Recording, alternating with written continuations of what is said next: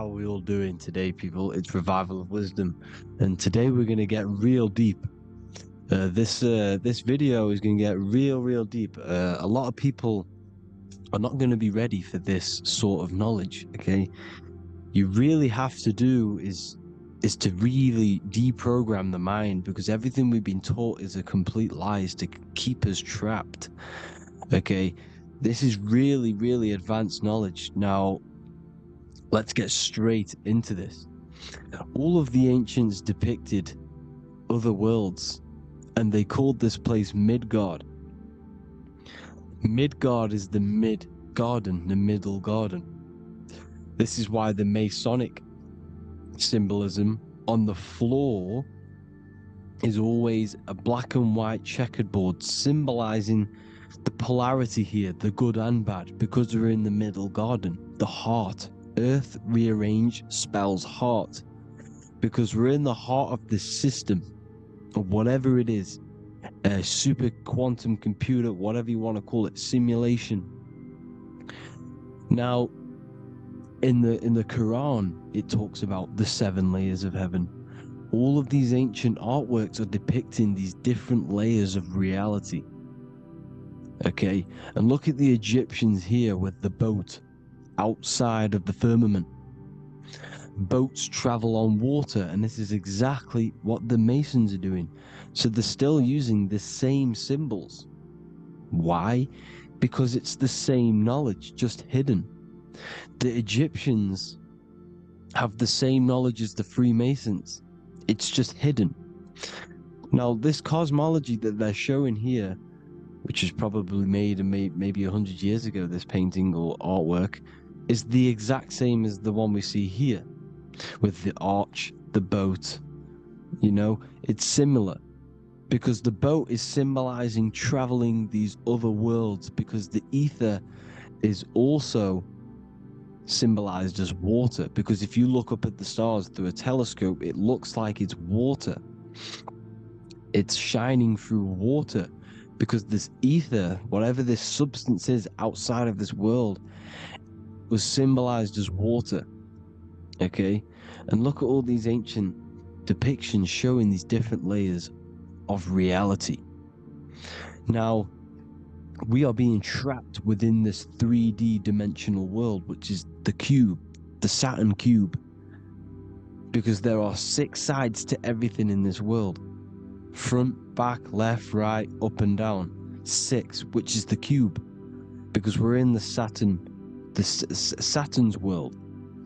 Okay, now, always been depicted as a tree of life, the tree of the universe has always been depicted as this tree. Because let's get a bit deeper. Now, the cosmology of this reality is the sun, the moon, and Polaris, always in the Masonic art. The sun, the moon, and Polaris, the all-seeing eye.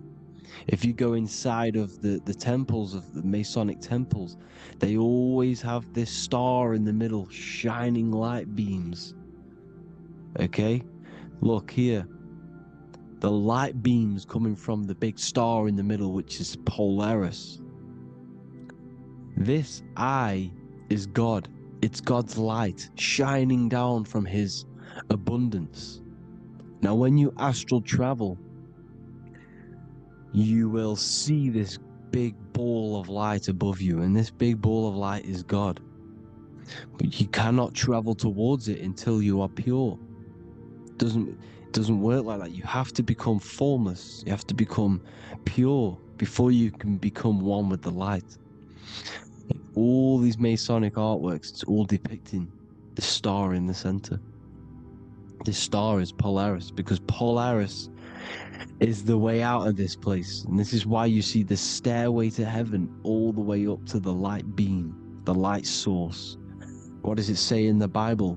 God is light, because everything is made out of one substance, and that substance is light. And it symbolizes the eye, because God is an eye. All things that are alive have an eye. And we all say, I am. We all see these realities through eyes. God is an eye. He's the all-seeing eye. He sees all things at all times. And he is projecting this light. And this light comes down to create all the different levels of the worlds. And this is what the two pillars symbolize the number 11. 11, the number 1, is just a vertical line. It's the one. It's a 1 point. 11 symbolizes the mirror nature of reality. Everything's mirrored, as above, so below. Now, the 11 also symbolizes openings, doorways. And as you can see here, an opening to the all-seeing eye. And you see here again, an opening to the stairway all the way up to the light. This light is the light of God in the astral worlds, beyond this world. Now, Polaris has also been symbolized as the UFO. They put the truth in plain sight. So you know in the films how the UFOs suck people up. That's what Polaris is doing. If you ascend beyond this world, if you do not ascend beyond this world, you will be reincarnated in this world. The whole thing is to outgrow this consciousness to the plane above. And I'm not just making this up. I'm going to be bringing in scriptures after this. But you can see with the Christmas tree, we always put a high, big star at the center, at the top, which is the star of Polaris, which is exactly what the Masons are doing here. The star at the top. And it's on top of our Christmas trees. And all of these symbolize the other stars, because Polaris is the most high star. And all the other stars are wrapped around the firmament lower than Polaris. And that's exactly what the Christmas tree is. And it's a triangle. It's a triangle, just like light beams travel from one point in the triangle, just like the all-seeing eye.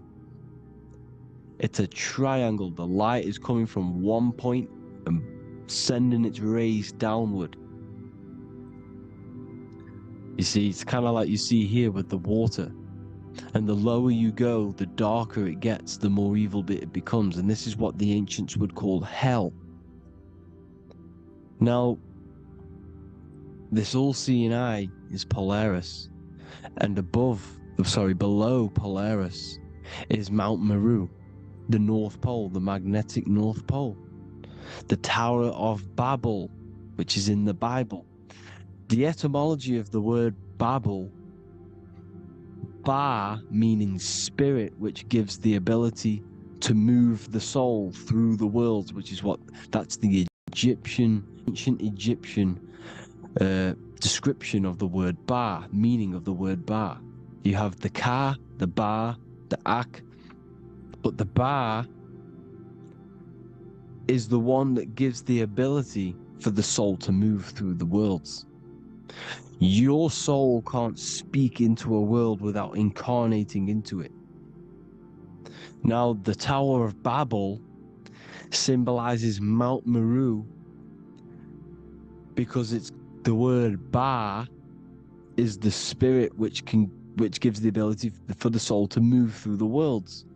The Tower of Babel is the magnetic North Pole, Mount Meru, which gives the ability to move through these different worlds. And you can see the ancient Tibetans always showing this depiction of these different worlds coming from the center. Because we have to ascend our consciousness. It's not about how good you are to reach heaven. It's about how you expand your consciousness, you expand your mind. So they teach now that you have to be good in order to reach to heaven. It's about expanding the mind, expanding your consciousness to these different planes, these different realms. So that's what it's about. And Jesus was known as the fisher of man. Now, Jesus is a massive part of this. He was known as the fisher of man because he was fishing. He could have been fishing. He could have been one of these deities that had come down from these different higher realities and pull people up. So they would so they called Jesus the fisher of man. And he says unto them, follow me and I will make you fishers of men. So these deities that we see in the past, like Buddha, Krishna, Hermes, Thoth, Jesus, could all be these entities who were coming down to pick up the minds that were worthy enough to see the higher planes of reality. And this is why they called him the fisher of man. Now, when Jesus walks on water, there is a parable with Paul. And he says, but Jesus immediately said unto them, take courage, it is I, don't be afraid. He's talking about astral travel here. He's talking about leaving the body. Because when you leave the body in astral travel to see these alternative realities, you can't be afraid because fear is a bondage, which is what the Emerald Tablets talks about. Lord, if it's you, Peter replied, tell me to come to you on the water. The water. Come, he said. And Peter got down from the boat, walked on the water, and came towards Jesus. But when he saw the wind, he was afraid and began to sink. When you become afraid in astral travel, you sink back into your body. Lord, save me. So this is talking about Jesus pulling people up into different realities. And you can see the fish is the symbol of Jesus. Is another symbol of Jesus, a fish. Because fish symbolize deep occult knowledge. Because fish travel the depths of the ocean. And they symbolize us because we are fish underneath the ethers. And Jesus was pulling people up. You see, so the Bible is a people today believe the Bible is a book telling you how to reach to heaven, how to become godly and reach heaven. But you've got to become the Jesus Christ to see these alternative realities. Now look at the Emerald Tablets is a massive part, and it speaks so much about these different realities. Look what it says here. This is in Emerald Tablet 3. Then in my heart grew a great longing to conquer the pathway that led to the stars, which is exactly what the Masons depict in all of their art. Look, the ladder to the stars. And then he goes on to say, years after years I sought after wisdom, seeking new knowledge, following the way, until at last my soul in great travail broke from its bondage and bounded away, broke from the bondage of the body. Free was I from the bondage of earth men, free from the body I flashed through the night. The stars. The stars are a massive part in the astral world. Each star is a different reality. And the true astrology is the star that you came from. You came through a star to reach this, to reach here. There is a reason why you are here. There's a reason why you have the personality traits, because your soul came from a specific star. This is why we call them stargates, because they are gates in and out of this reality. And Polaris is the way out to the higher worlds. Now look, far into space, my soul traveled freely into the infinite circles of light. Beyond knowledge were some planets and great gigantic beyond dreams of men. Then he goes to say, lift up your flame from out of the darkness, fly from the night and ye shall be free. Lift up your flame. Your flame is your soul, because it has to be lifted up out of the darkness. This is the darkness, this world, this body is the darkness. because it's a bondage. You need to break free. You need to learn how to astral travel, people. You have to learn this. If you want to get out of this world, you have to learn how to astral travel and see the other realities. Traveled I through space-time, knowing my soul at last was set free, knowing that now I must pursue wisdom until at last I pass to a plane hidden from knowledge, known not to wisdom, extension beyond all that we know. So he's talking about he went to a place where we cannot even comprehend here, a place that is not even known to Earthmen. He's telling you he's ascended out of this world to the planes that are beyond. And it says here in the Emerald Tablets, man is in process of changing to forms that are not of this world. Grows he in time to the formless, a plane on the cycle above. Know ye must be one, ye must become formless before ye are one with the light. The light, the same light that I was talking about, the Masonic light, with the triangle, God, the one source. Ye must become formless before ye are with the light. Formless, you have to leave the body. You have to leave the body. You have to gain the ability to leave this body and travel to these other worlds. Now, it says here, not as man am I, for free have I become of dimensions and planes. In each I take on a new body. In each I change my form. Know I now that the formless is all there is of form. You see, all things created come from the things that, all things that you see come from the things that you cannot see. All of us have the same spark of consciousness, the same I am. Every dog, every animal, every human has this same I, this same thing which sees through the eye. It's formless. It takes this formless entity is the same entity of us. We are all the same entity in different bodies.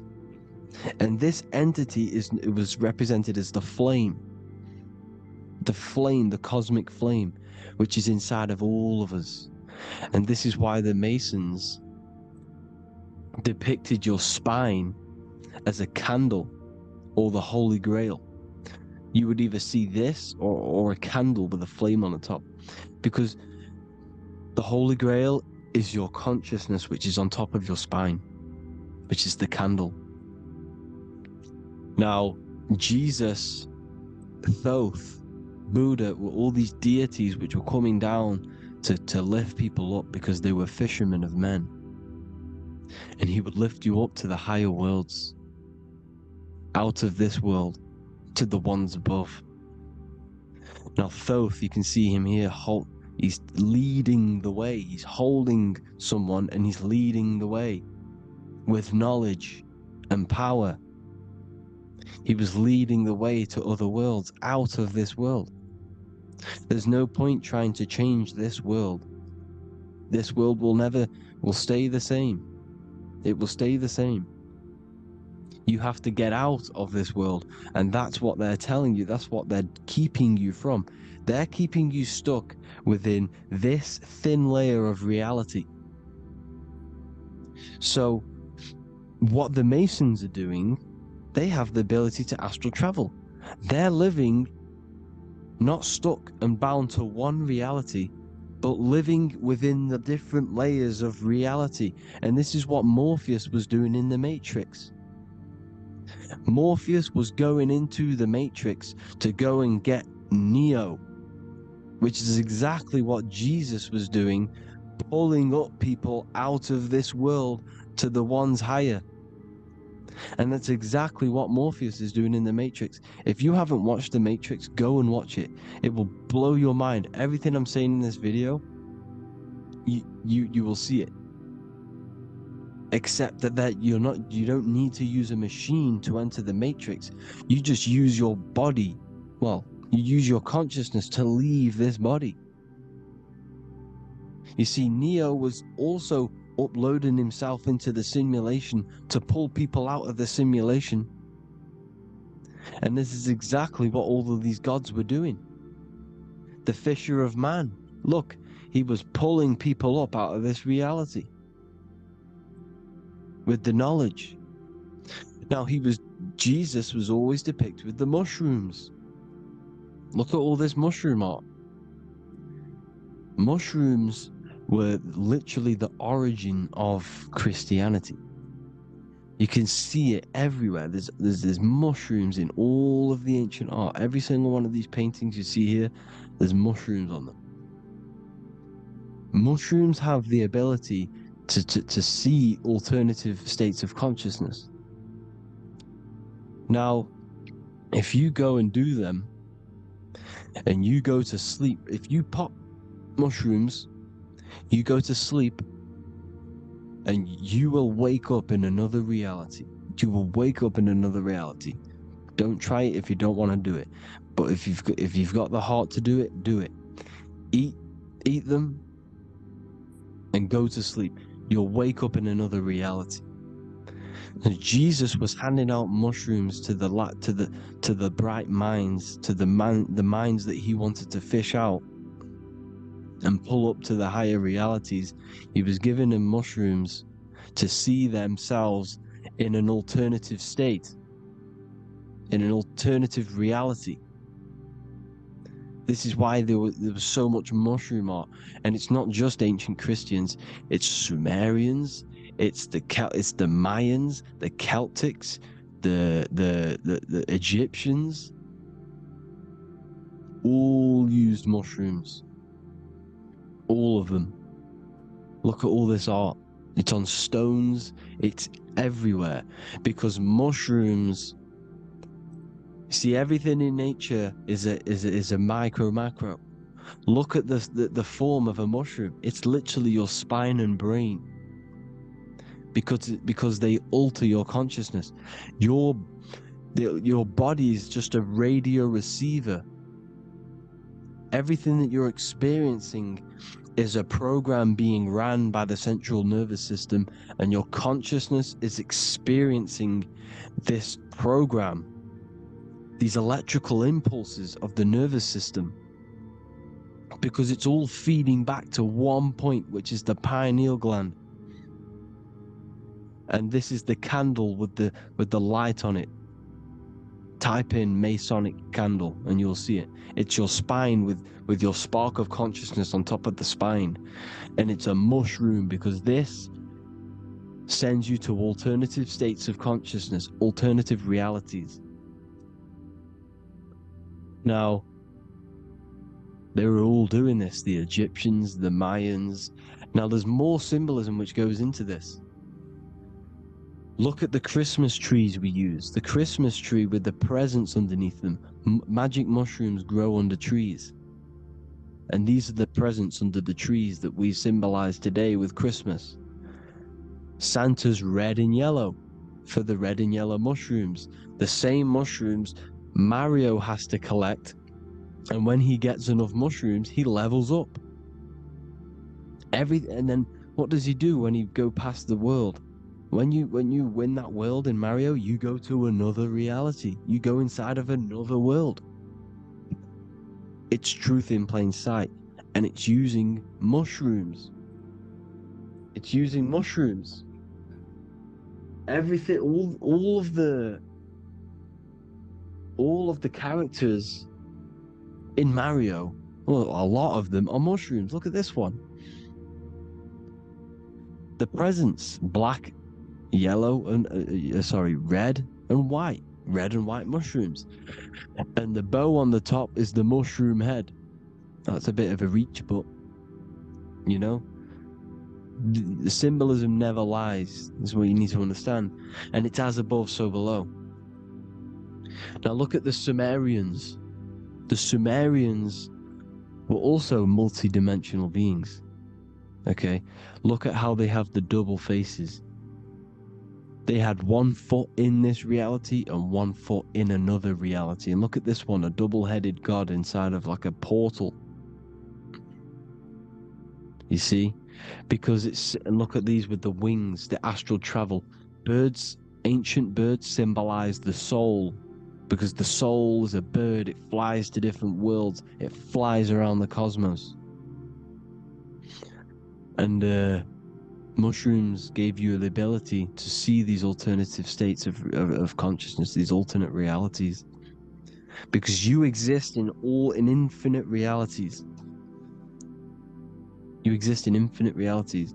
Now look at the 33rd degree Ordo Abkeo badge. You get this badge when you become a 33rd degree Freemason, and it's a double-headed eagle.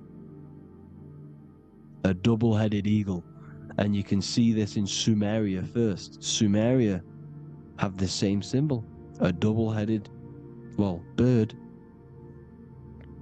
You can see it here as well. And the Masons are still using this symbol today. And when you become a 33rd degree, 33 vertebrae on the back of your spine, above the vertebrae is your consciousness, and it's a double-headed eagle. One reality in one, you become a multi-dimensional being in the 33rd degree. And I've heard many interviews of Masons say it becomes Luciferian. You see, they speak in code. These Masons can't tell you about what they learn about, but they will speak in code. They said it becomes Luciferian. The word Luciferian is lucid. The root word of Luciferian is lucid, and lucid is lucid dreaming, alternative realities, dream worlds. You become a god. Luciferian means you're becoming your own god, pretty much, because you are becoming a multi-dimensional being living in between the different layers of reality at the 33rd degree of Freemasonry. And look at the double-headed eagle, because the birds symbolize the soul. And they reach high, they fly high, just like the soul wants to fly high to the light, to become one with the light, like the Emerald Tablet says. Now look at Janus. Janus was another god, and he's known as the god of doorways. Janus always depicted with a double head. Janus is why we say janitor or January. And January is entering a new year. Janus is known as the god of doorways with keys, always got a key, because keys open doors. That's why the janitor holds all the keys. And Janus always has double heads, because he had one foot in this reality, one foot in another. He was a multi-dimensional being, a Luciferian, living between the different layers of reality, instead of being stuck in one like we are. Well, a lot of people. And that's the whole point. You see, all of this stuff is about like changing the world and stuff like that.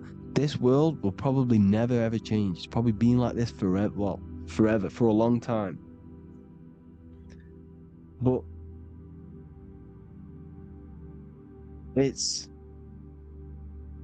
about moving out of this reality to the higher states. And the Masons always depict the ladder to the luminaries, the stars, with a key, the same key of Janus. The Vatican is a key, and it's in charge of all the religions. Why is it a key? Because they're holding back the key. They're keeping you stuck within this reality, keeping you stuck as identifying yourself with the body, identifying yourself with this world.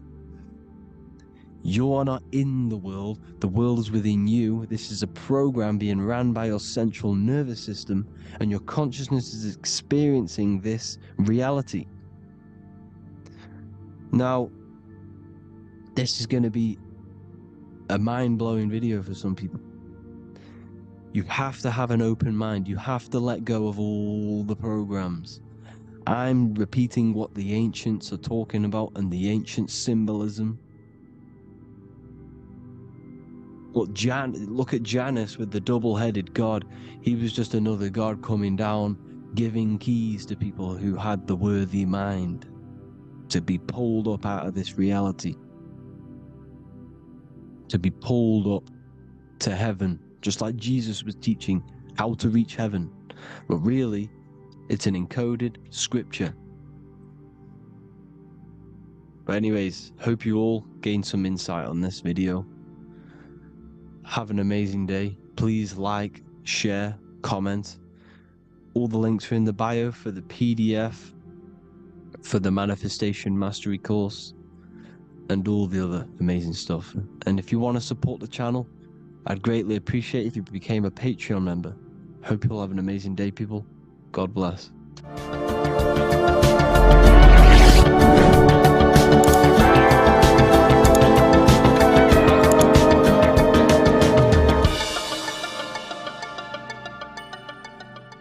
Welcome to Revival of Wisdom. Welcome people, we're back with another video. In this video we're talking about how Jesus Christ and Christianity is all sun worship. The Holy Bible of Christianity is not meant to be taken literal for history. It is a story and has lots of metaphors. Starting with the symbol of the cross of Jesus. This cross originates from this ancient cross of the sun. This symbol has been used for thousands of years, way before Jesus was a thing, in Europe, America, Asia, and all around the world. In fact, this symbol is still being used by Christians today, not knowing it represents the sun. This is a 4,500-year-old artifact, a golden plate with an equal-armed cross found in England. The gold to symbolize the sun, and the equal-armed cross for the 4 equal seasons of the year. So this is why in the Bible you have Matthew, Mark, Luke, and John, symbolizing the yearly cycle of the sun and the 4 equal seasons. Also in the Bible, Jesus is referred to as the light of the world. So yes, Jesus represents the sun. He is a metaphor for the sun.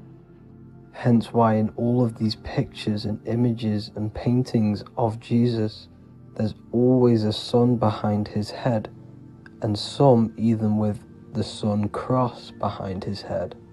Jesus also has 12 disciples, which represent the 12 zodiac signs and the 12 months of the year. This is the Last Supper by Leonardo da Vinci. As you can see, the sun, being Jesus, is in the center, because the sun is in the center of the zodiac signs. There are 4 groups which symbolize the 4 equal seasons. Each group contains 3 people symbolizing the 3 months and the 3 zodiac signs in that season.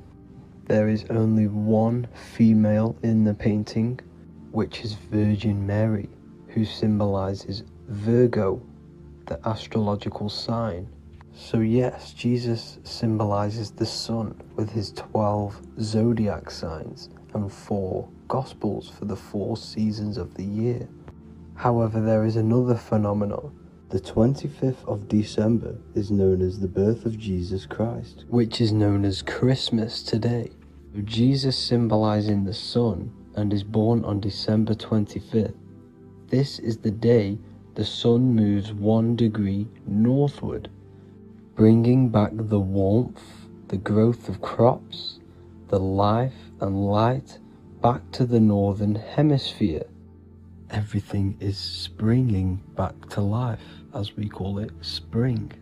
So it is said that the sun is born again on the 25th of December, and Jesus is known as the risen Savior, because the sun is our risen Savior, because it gives life to the whole of this realm.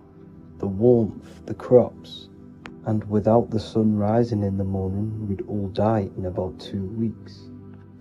And we all know how Jesus died on a cross. The sun also dies on a cross in the southern hemisphere. It dies on the Southern Crux constellation. And on December the 22nd, 23rd and 24th, the sun remains in the same position. So the sun dies for 3 days and it is born again on December 25th, when it moves 1 degree northward. And this is when the sun is born again, or resurrected, just like Jesus. Constellation Virgo is prominent in the spring sky in the northern hemisphere. So therefore, the sun is born a virgin, Virgo. And as you see in this image, you see Virgin Mary holding the sun. Us as humans do not own the sun, so therefore God owns the sun. So yes, the sun is the Son of God, and this is what Jesus is symbolizing. And just how Jesus sacrifices himself for humanity, that's what the sun does. The sun gives out all of its energy so we can live. There are many other Bible verses which represent Jesus as the sun. Now in Matthew 8:23-27, his disciples are in a boat and there is a massive storm. Jesus is asleep, meaning the sun has not arose. And the disciples say, "Save us, Lord, we are perishing." Quote, "Then he rose and rebuked the winds and the sea, and there was a great calm." End quote. Now this is a metaphor for the sun rising and calming the storm, because in the ocean, when the sun is down, that's when there are great storms. The worship of celestial bodies go back thousands of years, and it's called astrotheology, and it can pretty much be traced back to all ancient civilizations. Now going back to the ancient Egyptians, the god Horus, the god of war, and he symbolized the sun in the morning. Ancients used to say that he walked over the sky in 12 steps. Yes, this could symbolize the 12 zodiac signs. It also symbolizes the 12 hours of daylight. So we have 12 hours of Horus, but now they've rearranged the word to hours. Horus and hours. And when the sun rises, Horus rises, we say horizon, which is Horus is rising. That's the etymology of horizon. Another Egyptian god called Amun-Ra was known as the god of all creation. He was the first god of them all. Amun was also a sun god. Therefore, after every Christian's prayer, they say Amen, sending their prayer through the sun to God. So this all goes back to the worshipping of the sun. Sun worship was around way before the Romans. However, in the Roman times, their sun god was called Mithra. Mithraism was the main religion before Christianity came into play. Mithra was the son of God. He died on a cross, and he was dead for 3 days and resurrected, just like Jesus. So the Catholic Church was not made in heaven. It was made by the Roman Empire. They mixed all the sun religions of Judaism, Mithraism, and other Arabic religions and combined it into one, so Caesar, the Roman emperor, could gain his own religion. So yes, Christianity was a political move to gain more control over the masses, because it was a worldwide government at this point in time. So here is a Sumerian helmet with the rising sun symbol. And then the Romans also used this rising sun symbol on their armor. So sun worship has been going on for thousands of years, and it still goes on today. However, with all the programming and the low IQs, today we do not get the full interpretation of the Bible and these stories from the past. And Christians and other religions are all brainwashed to not question their religion and not realize their true origins and where they come from. I do advise you all to do your own research and come to your own conclusions. However, I'm just pointing out the facts and connecting dots for you all to see. That's it for this video, guys and girls. Thank you all for tapping in. God bless.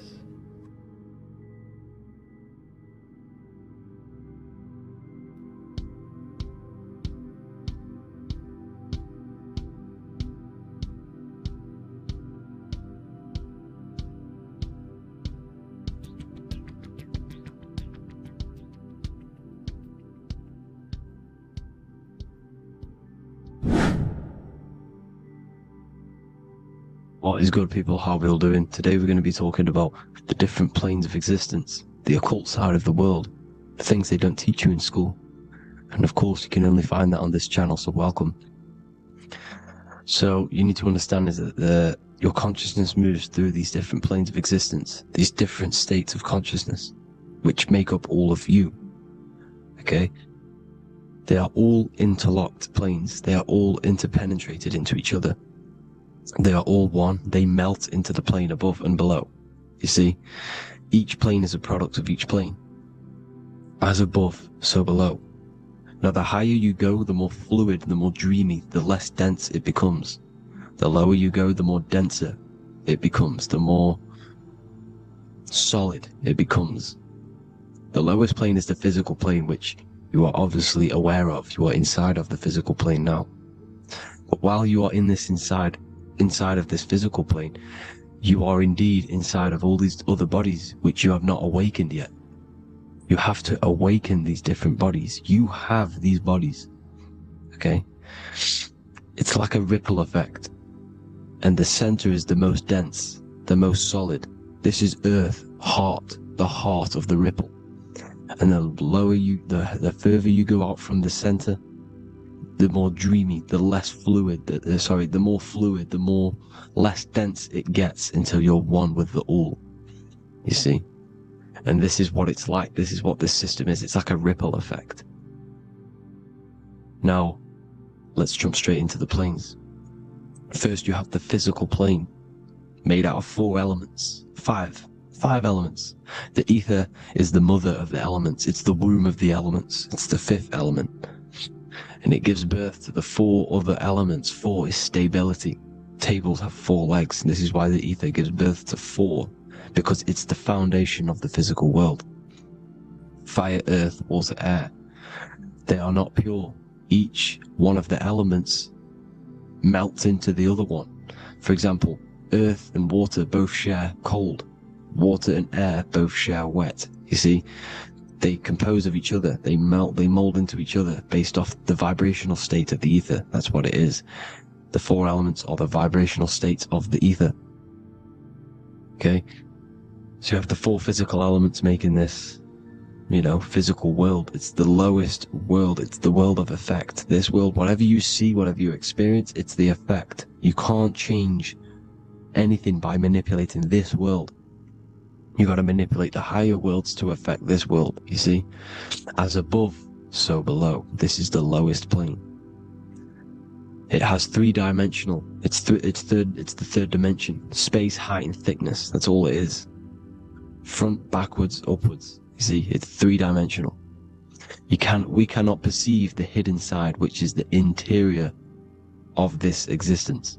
We cannot perceive the interior from our exterior view. We are looking into this world. Okay, this is the exterior view. We can't see what's inside of that. That's the 4th dimension, which is the next one. It's the most gross and dense plane.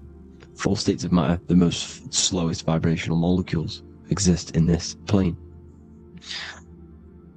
Above this plane, you have the ether. Okay, the word ether and either are the same thing, because either connects 2 scenarios in languages. I either support Manchester United or Liverpool. Either is connecting them 2 scenarios. The ether is doing the exact same, as you can see here on the planes of existence. It connects the astral world, which is very important, to the physical world. It's connecting these two worlds. So it's the ether. The ether is pure potential. Energy flows through the ether. It is pure energy, pure potential. Okay? The physical body is an exact copy of the etheric counterpart body. So every physical object has an etheric energy double. It's like a blueprint of that object. Every single object has an energy double, and that's the etheric double. Okay? The etheric body determines the shape of our physical body through its lines of force. All through life, it rebuilds and restores the physical body. Physical problems show up first in the etheric body, because as above, so below. You manipulate the higher planes, it will manipulate this plane. And this is why sorcery works. You know, contact with astral plane entities. We'll get into that a bit later. So, the reason why we can't see this plane, this energy world, which is all around us, which we are inside of right now as we speak, is that the molecules that compose it are further apart than those of the physical plane, making it invisible to the two eyes. That we can't perceive it. Our eyes cannot physically suck in that sort of information, and our brain cannot decode it. This is why, you know, they brainwash us with all these programs to keep us asleep, to keep these other bodies we have asleep, so we don't find out about these other bodies, and it's to make you believe that everything's just a material. Only the material world exists. They don't want you to know is that everything that you see is a result of something you cannot see. As above, so below. There are realities within this reality. This is what I'm breaking down now, these different planes, on how this reality works. So your etheric double is your energy body. You can see here the physical, etheric, astral. Astral is your spirit. The ether is a part of the physical plane. It's like just above the physical plane, but it's still part. But then the astral plane is completely separate. It's another plane, but they're all interlocked. Don't think they're apart. They're all interlocked. They're all one. They all melt into each other. The chakras that we have are inside of our etheric body. They are our sense of organs which tune us to the fourth dimension. These 7 chakras connect us to the astral world, the fourth dimension. Okay? They are points for the flow of energy from the universe / 7 planets, because the 7 chakras are your 7 planets, and the 7 planets are connected to the astral world. They are feeding these 7 senses in our body. They connect us to the universe, to our etheric counterpart, and then to us, supplying the physical body. Because the energy comes from above. As above, so below. These 7 senses, these 7 etheric chakras, are being supplied with energy from the universe, the 7 planets, the solar system. Then it supplies the physical body. You see? So, the ether is very important. And this is, you know, that the ancients understood the science of the ether, and they could, you know, harness free electricity from it, because it's all around us. The ether is all around us. And this is what they were doing. They were harnessing free energy using the ether. The astral plane, the fourth dimension, very important plane. Very, very important. We've all been there. Every single one of you has been there. Okay? The fourth dimension is unseen of what we see. It's the interior of the exterior that we see. We see the third dimension, but we cannot see beyond what's making this third dimension. This is the fourth dimension. Okay, it's the dream world. This is where you go when you dream. Okay, this is where you go when you dream. It's the place of disembodied spirits or ghosts, entities, whatever you want to call them. When you hear ringing in your ears, that is not tinnitus. That is an entity around you. Okay? That is an entity around you. The fourth dimension is where thought forms exist. Mental images. Thought forms as in what you see in your mind when you think of an image. Because the mind is the highest plane of existence. Mind is the highest plane of existence. And it manipulates all of the planes below. So it goes the mental plane, then the astral plane. So the thought is in the mind, the mental plane. That just the thought alone, no image, But then the form depiction, the thought form exists. It manifests in the astral plane as a sort of image, an entity, a living conscious being. So this is why thoughts are things. You see, thought forms exist within the fourth dimension. So when you imagine something, when you are, for example, right now, look into your hand and imagine there's an apple in your hand. If you can see that, you are seeing into this fourth dimension. You can only see into this fourth dimension using the mind's eye, not the two eyes, the mind's eye. When you shut off the two eyes into darkness, the third eye opens. The mind's eye is open, and you can see, this is astral travel. You got to work on astral travel, and you will see this astral plane, this fourth dimension. And there are 3 different sections to this astral plane: higher, middle, or lower. So yes, there is a kind of a heaven and hell, and a mid-God.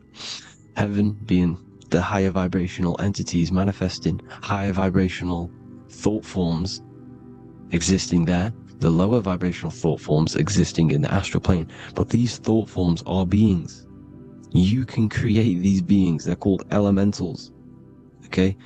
If you entertain specific thoughts for long enough, this will plant a seed and it will grow. If you keep, so for example, you have a bad feeling or whatever, what's a good example? Unforgiving someone. You keep that energy inside of you for long enough, it will manifest in the fourth dimension. You entertain that thought long enough, it will manifest. And it will create an etheric body, and it will be an entity which will harm you. It will feed off you, this low vibrational energy. Your mind is so powerful. It creates thought forms, and these thought forms can take consciousness, can take bodies, etheric bodies. Now, that's why it's very important that you master your mind, master your thought patterns. So this fourth dimension is the astral world. So when you have a nightmare, this is the lower astral plane. You're in the lower astral plane. Whilst this physical body rests at night, your consciousness, you awaken this other body, your consciousness goes inside of this other body, whilst the physical body lays asleep. You see? So it's all inside of you. This is what you need to understand. You just haven't awakened these bodies yet. You can awaken them. You just got to awaken them. Okay? The next is the mental plane. This is the mind, the source, pure cause, pure motion, the most less dense, the most fluid. No form. There's no form to the mind. Astral plane is the first plane where a form takes existence, pretty much. The mental world has no form. It's pure mind, pure intelligence. Thoughts alone exist here without any images or manifestation. The most fluid, the most dreamy, the most causal plane. All of the rest take the effects of this plane. That's why it's mind over matter. Your thoughts they create vibrations. Each vibration is vibrating on a specific frequency, which creates mental images, creates effects down here on this physical plane. This is why it's so important to master your mind. Master what you think. Master your mind. It's the hardest thing to master. You could conquer the world, but it's probably harder to conquer your own mind than to conquer the whole world. I can promise you that, because the mind can play tricks on you. You got to listen to that inner guide within you that will constantly manifest the good things. So anyways, people, hope you learned a lot from this. Please work on trying to activate these other bodies. I will maybe do another video on trying to activate these bodies if you wish. Please comment down below if you would like to see that. And have an amazing day. Please like, subscribe, comment down below any video ideas you want me to do, any information you want me to spit. Thank you all. Have an amazing day.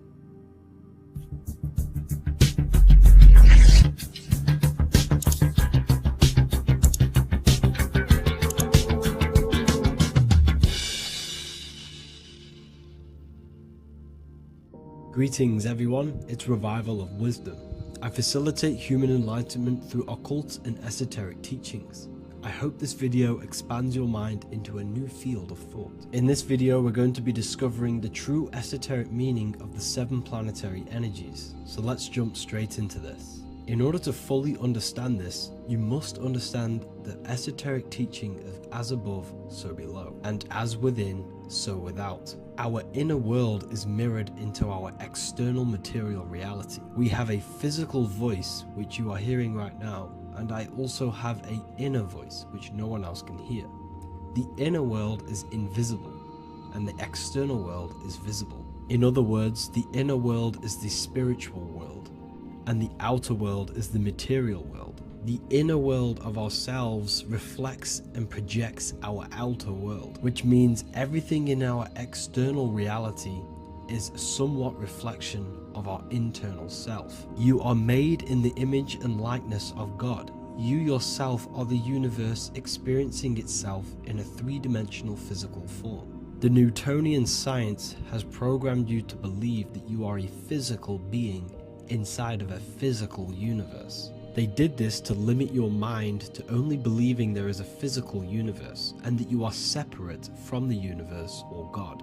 But you yourself are the divine essence of the universe, experiencing itself in a physical plane, which means everything you see is inside of you, including the stars, the planets, and the elements.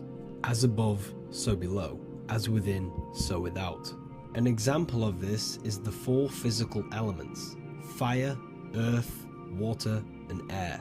In the external world, these are physical elements. In our internal world, they represent the 4 bodies of consciousness. We have 4 different bodies. We have a material body, we have a spiritual body, an emotional body, and a mental body. The mind is not made out of the same substance as the body. The emotions is not made out of the same substance of the mind and the body. These bodies exist in 4 different dimensions, 4 layers of consciousness. With that being said, the 4 physical elements are inside of us. The earth is our material physical body. Fire represents our spiritual astral light body. Water represents our transformative and emotional body. Air represents the mental body, the communicative and thinking body. This is the teaching as above, so below. If that resonates with you and you can comprehend it, please leave a like and a subscribe to this channel to see more content. And feel free to leave a comment on any video suggestions. Okay, so now we've gone over the 4 physical elements and how they correspond with your inner world of consciousness. This is going to make it easier for you to understand what the planets actually are. The planets are a bit more in-depth and more detailed aspects of our consciousness. The 4 physical elements are generic, but the 7 planets go deeper. They are deeper aspects of ourselves. On a macrocosmic scale, the 7 planets rule the material realm. Every object, every animal, every plant, every stone, everything we see in this plane is governed and created under one of the 7 planets. I don't really like calling them planets. They are energies. They are spiritual forces that drive things into existence. An example of this is if we look at a tree.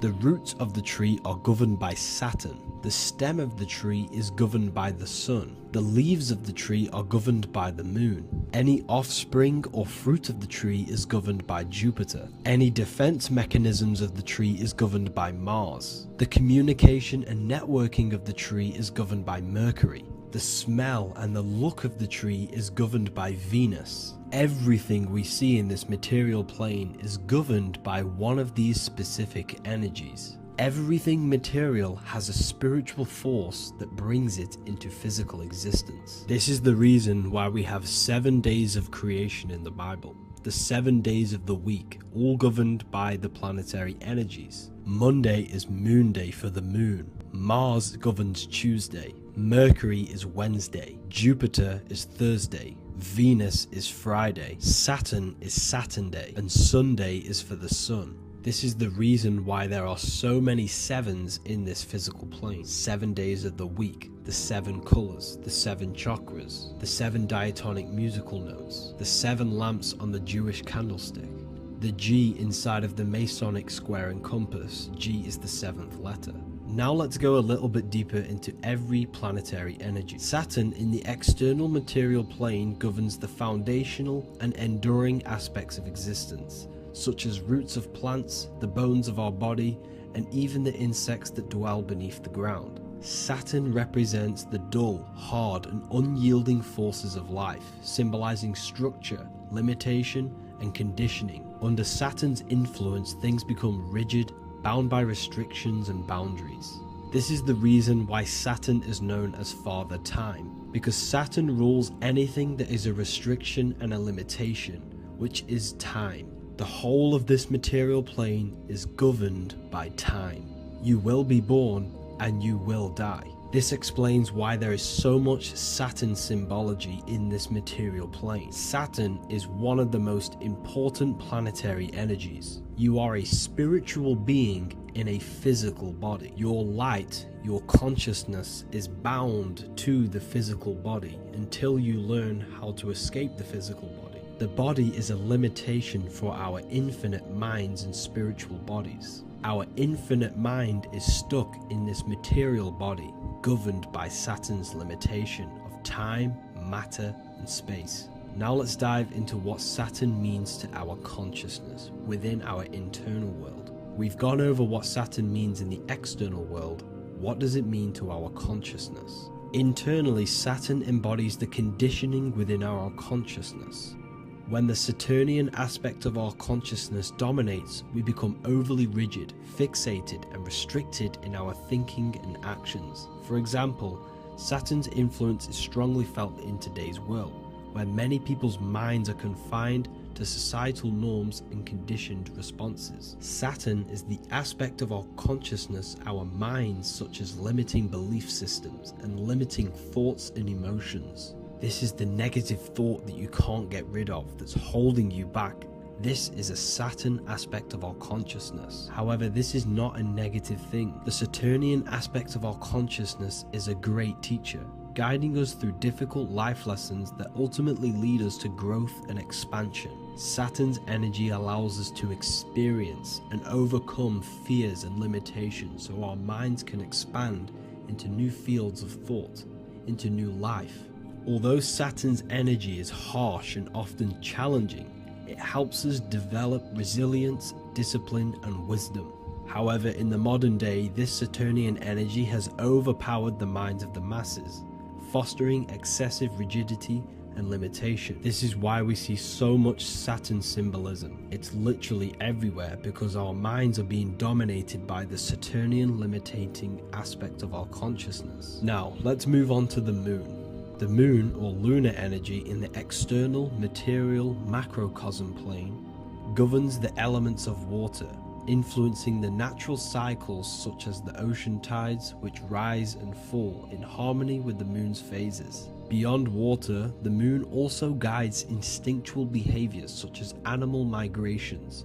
Birds, insects, and other creatures rely on the moon's subtle energies to navigate their journeys. For example, dung beetles use polarization patterns in the moonlight to orient themselves and travel safely home. The moon creates the months. M-O-N is moon. There are 28-day cycles, and this 28-day cycle of the moon is reflected in the woman's body, known as the menstrual cycle. The moon is a feminine energy, governing the feminine elements such as water and the feminine cycles of the body. The moon is the womb. This is why eggs have the same color as the moon, because eggs are ruled by the moon's energy. Now that's the external world. The internal world, the moon symbolizes the emotion aspect of our consciousness. It represents the subconscious mind, the seat of intuition and psychic abilities. Just like in the external world, things are born out of the moon, such as eggs and the womb. The subconscious mind acts as a womb for our conscious mind. Our deep subconscious emotions and programs are born into light into the conscious mind and controls the conscious mind. The moon represents our hidden psyche, our shadow self.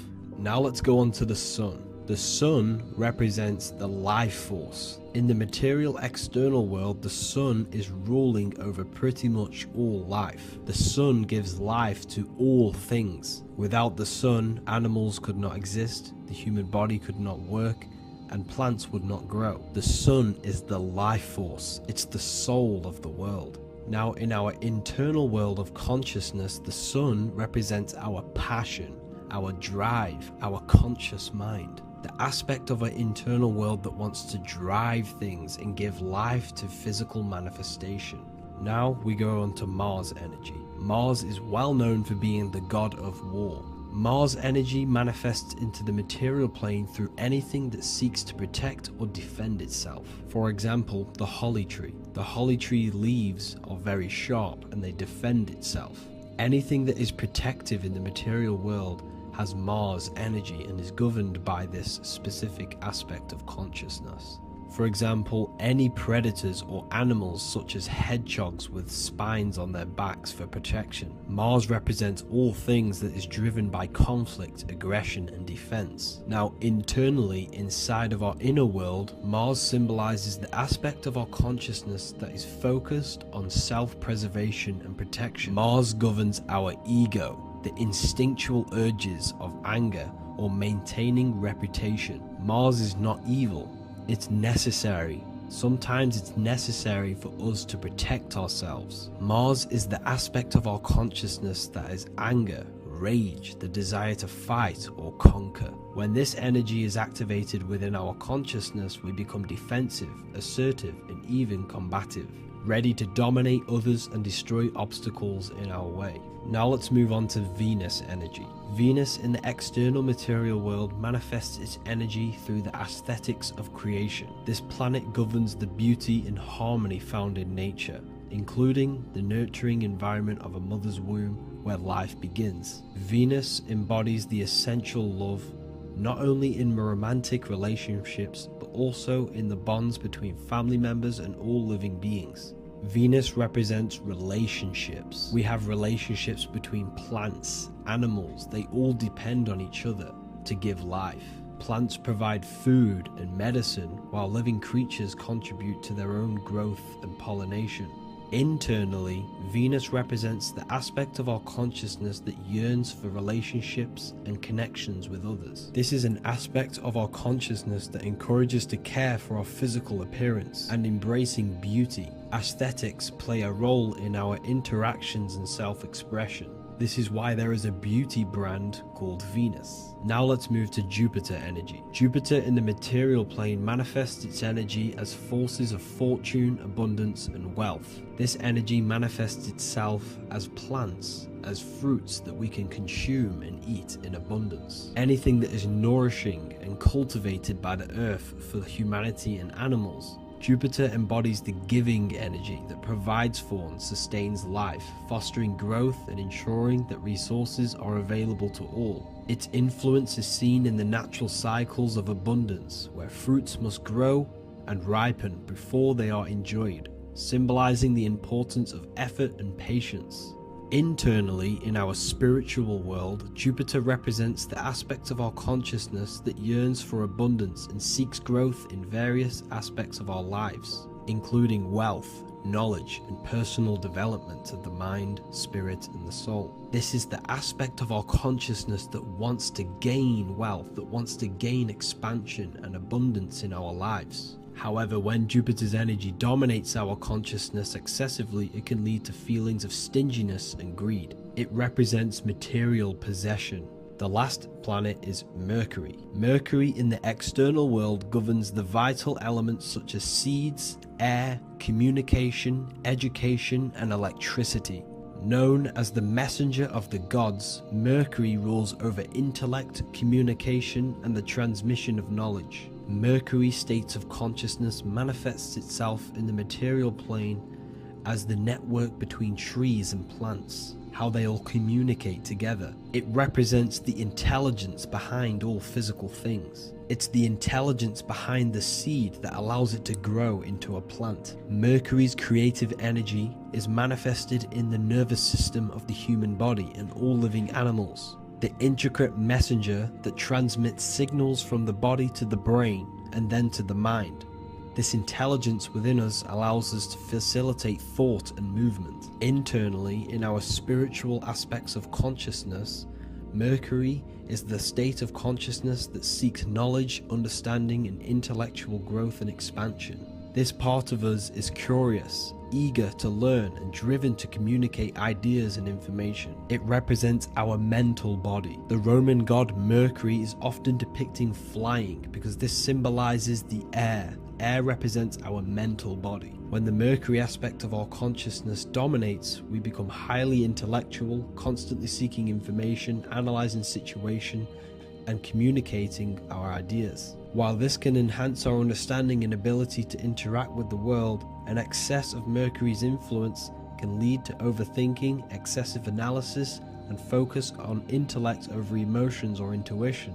Okay, so they are the 7 planetary energies in the external world and your internal world of consciousness. These energies are manifested in the Roman mythology as human beings. They are depicted as human beings, but this is nothing but symbolism. These gods never existed physically. They represent aspects of our consciousness and spiritual forces that govern the material plane. Every material object, every intelligence, every piece of life in this universe is governed and brought into existence by one of these spiritual forces. Now, I hope this video has expanded your mind into a new realm of thought. Make sure to leave a like, a comment, and subscribe to the channel for more occult and esoteric information. You can read more about this topic and many more occult and esoteric teachings inside of my books, the Book of Wisdom Volume 1 and the Book of Wisdom Volume 2. I honestly advise that not everyone reads these books. These are books which will completely transform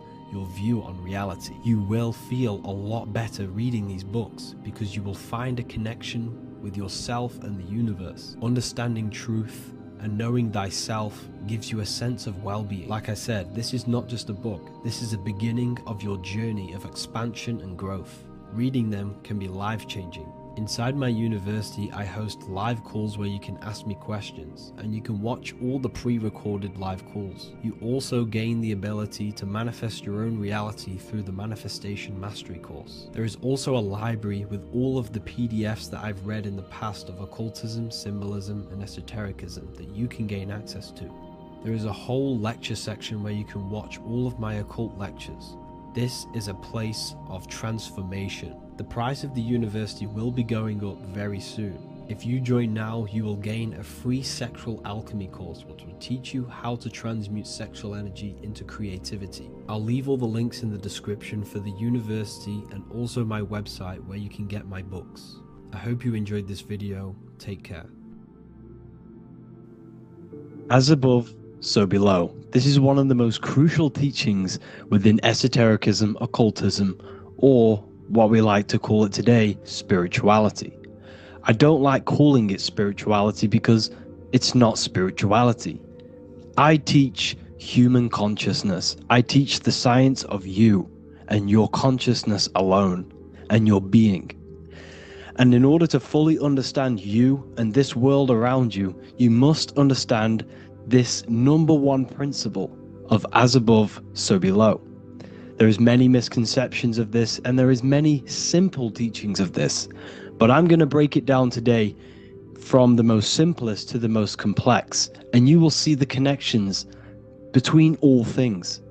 This is the most important lesson you could ever learn, and I'm going to teach it you today. So what you must understand is with the term as above, so below, it applies with everything you see in this world and about yourself. We have something called the macro, which means the bigger scale. On the bigger scale, we have the whole earth. If we look down from the sky on top of rivers, this is what we see. We see this tree pattern. Then on a smaller scale, we see trees have this same pattern. Then we look even closer. We're going smaller and smaller into the leaves of the tree. We see the same pattern. Then we go even more micro into the human brain and look at the human brain cells, and we see the same pattern. This is proof this is a fractal universe. And everything is in the micro is reflected in the macro. As above, so below. As within, so without. On the macro is a reflection of the micro. So now that you understand this, we can go a bit further. A yearly cycle of spring, summer, fall, winter is a macro. A micro is a daily cycle. So a day is a mini year.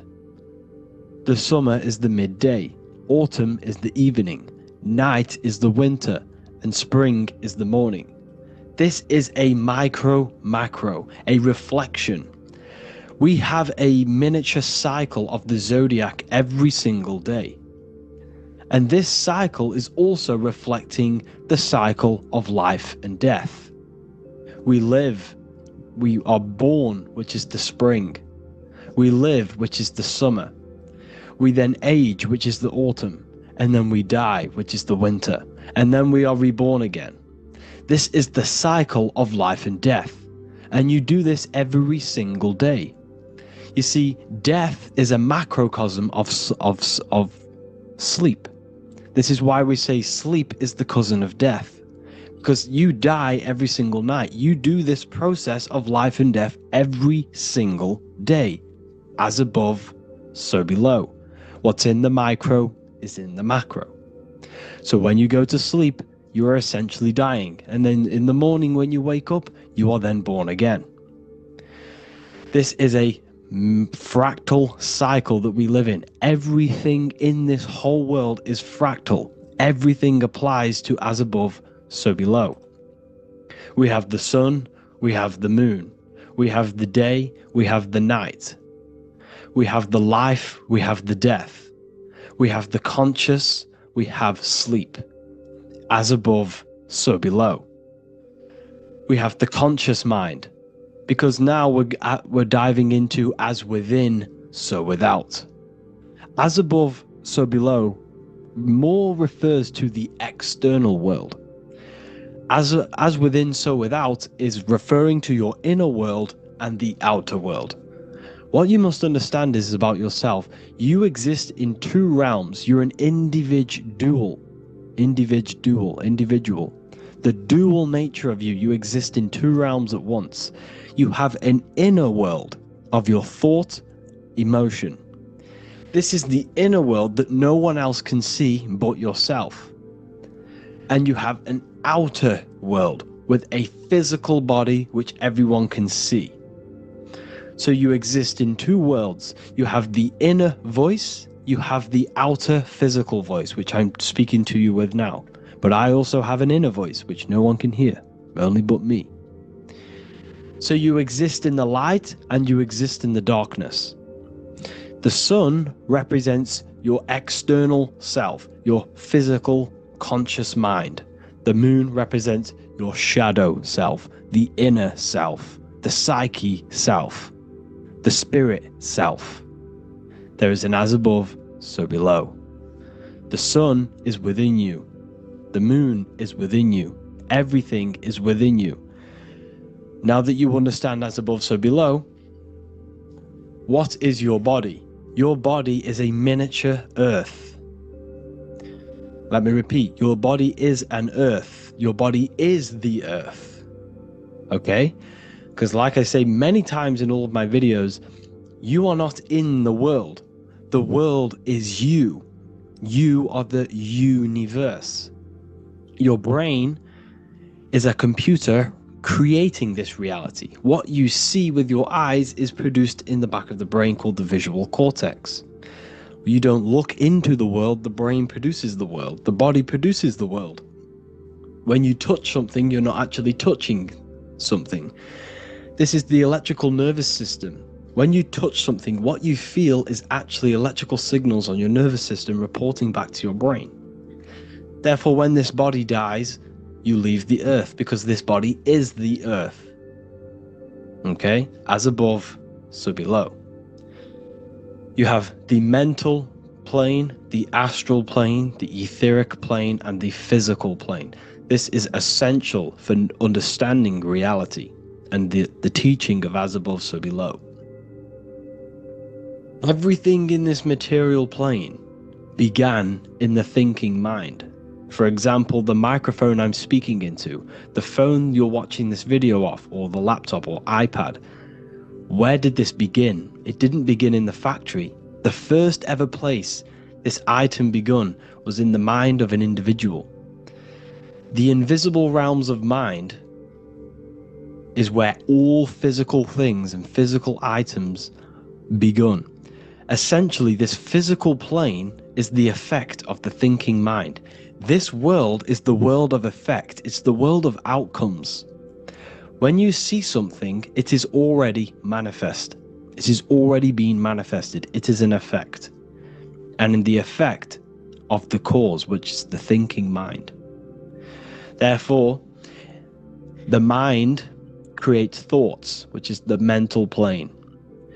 Then after thoughts creates imagination, which is the astral plane. These two are spiritual. They are non-physical. So spirit kind of means non-physical. Then you have the physical planes, the etheric and the physical plane. As above, so below. What happens in the mind is manifest on the physical plane. Like I said, the phone that you are holding, it was a thought, and then it brought down into a physical reality. As above, so below. You change the mind, you change your reality. Your environment, the word environment has ment in it because your environment is mental.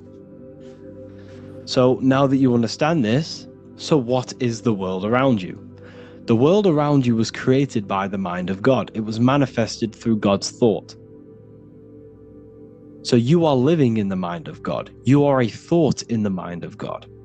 God thought you into existence. But like I said, we are all fractals. Everything is fractal. If God exists, this means that you are God, as above, so below. God created you through the thinking mind, and he gave you a thinking mind. So God created the macrocosm. God created the macro, the whole world. He designed the whole world, the sun, the stars, the moving. He designed this. But then he gave you the thinking mind to design your own life and create your own life in his world. You are a microcosm of God's macrocosm. Just like God thought you into existence and the whole world into existence, you are a microcosm thinking your world, your reality into existence. You see this now? Everything is a reflection, everything is a mirror, everything is fractal. So in order for you to change your reality, you must change these higher planes. Your thought and imagination are the two key aspects of creating physical reality. Every object you see around you was begun in these higher planes of the non-physical, and they were brought out of spirit into physical matter through the thinking mind and physical action. So now we're going to get a bit deeper. The brain is not the mind. Now that you understand, we have spirit and matter. As above, so below. You have a non-physical side of reality and a physical side of reality. The mind is the spiritual brain. The brain is a physical manifestation, a physical effect of the mind. The mind uses the brain to operate in the physical world, and it's the same with the heart. The soul manifests itself physically through the heart. The heart is a physical manifestation of the soul, of the emotion, thought and emotion, the mind and the soul, the brain and the heart, heaven and earth. So you have the inner world and the outer world, the spiritual, non-physical, and the physical. So we are all on this process of awakening and expansion. an expansion of our minds into new fields of thought, into new fields of awakening ourselves. Because essentially we are born into this world, but you are born many, many times. You can be born physically and you can be born spiritually. Like I said, everything is fractal. So just like when the baby finds out that there is a world outside of its mother, what does the baby do? The baby seeks a way out of its mother, and then the baby is now born into a new world, a world outside of its mother's womb. It's the same with you and your spiritual process. As your mind becomes aware that there are other realities beyond your physical body, it then seeks a way out. And this is why you are probably watching my YouTube, because you are now on the path. Something within you has guided you to this path of knowledge, truth, enlightenment, and expanding your consciousness. And it is your soul who brought you here. Your soul speaks through emotion, like guidance. Emotion is the language of the soul. When you feel very bad, this is your soul telling you you're not in the right place. You're doing the wrong things. Because the soul is always unfolding its purpose, which is expansion and learning. That is it. The mastery of the self and the learning of the mind is the only thing that counts in the end after this life. So you are on a journey of expansion, of learning, creating, and spiritual rebirth. As above, so below. What does this body tell you? When I see someone overweight, I don't see the overweight. I don't see the body. I see the mind. I see an undisciplined mind. I see a mind that lacks self-control. I see a mind that seeks external validation. That's what I see when I see an overweight person. I don't see his body. I see the result of his mind. Because what does the Bible tell you? You shall know them by their fruits. It's the same saying as above, so below.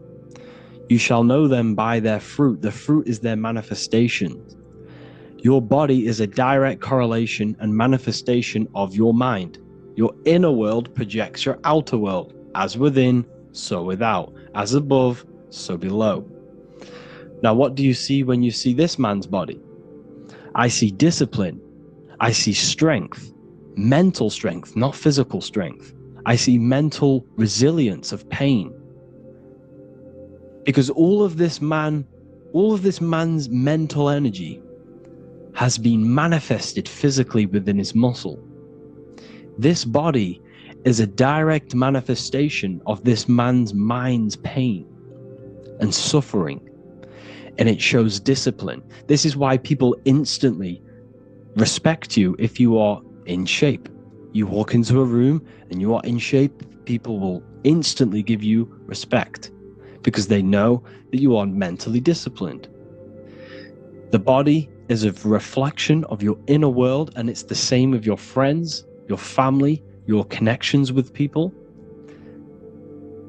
If you think about yourself very negatively all the time, and you don't have a good connection with yourself, you don't have a connection with your true self, this will manifest into every single relationship you have in your life. If you don't have a good relationship with your inner self, you don't have a good relationship with the people and the friends around you. Because as within, so without. If you think negative about yourself, you will only pick up the negative in other people. If I think very highly of myself and I think very happy and good things about myself, I will then see the good things in other people. Because it's as above, so below. As the inner world is, so is the outer world. It's the same with your life circumstances. Your life is a direct correlation of every thought you thought in the past. If you possess millions of pounds, millions of dollars, this is because you have thought this into physical reality. You live the life you are deserved. You live the life that you manifest through your thought. If you live a very poor life, this is a reflection of your mind. This is a reflection of what you have thought into physical existence. Because like I said, everything begins in the mind. As above, so below. And this is even present within the body. So where is the head? The head is at the very top of the body. And where does all manifestation begin? In the mind. That's where the mind is, in the head. And then the thoughts we think travel down the body into the heart, which is the emotion. Every thought we think is in the emotion.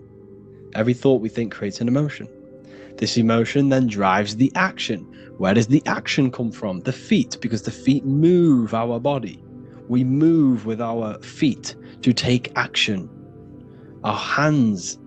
You see, so the body is even a reflection. I can't even say it. Reflection of the order of manifestation. This blew my mind when I figured this out. You see, the head, the thoughts begin here. This is the beginning of all manifestation. Then it comes down to the heart. This is the emotion. Then you take the action. The thought and emotion then sparks the action, which is taken with the hands and the feet. And where's the lowest point on the body? The feet, and that's touching the physical earth. So the head is where the thought is, the non-physical, and the lowest point on the body, which is touching the physical earth. So the head represents spirit, the feet represent matter, spirit and matter. Your room, if I walk into your room and I see a messy room, I don't see the room, I see a messy mind. The room is a reflection of the mind. If you have a messy room, this is your mind. It's an externalization of your unsorted mind, undisciplined mind. So like I said, we are all God, and we must find the God self within us. And I teach all of this inside the Book of Wisdom, Volume 2. This is not just a book, this is a revolution. This is the beginning of a new age with this book. If you have read it, I congratulate you. You should feel very proud of yourself if you have an open mind. You should feel proud of yourself for watching these videos, because not many people have an open mind. Remember this, people. You are special if you're watching these videos. You have the mind. You have the ability to see through the illusion. And I take my hat off to you. You want to take this to the next step? Read the book. Or if you want to take it to the serious levels, join the university. The university, you gain access to every piece of my material that I've ever done, all of my books, all of my lectures that are hidden from YouTube, that are hidden from everywhere else, the lectures that give you real power. And if you feel alone on this journey, we have a conscious community where you can connect with like-minded individuals, because I've been there. I've been there when you feel lonely, because you feel like no one else is thinking the way you are feeling. You can't talk to people about these things because people just think you're crazy. That's why I put together this, so we can connect, so we can unite, so you can connect with people, so you don't feel crazy about thinking about this stuff, learning about this stuff. And if you truly want to level up your life, people, and take your studies serious, this is for you. We do live calls, we do lectures. There's a whole live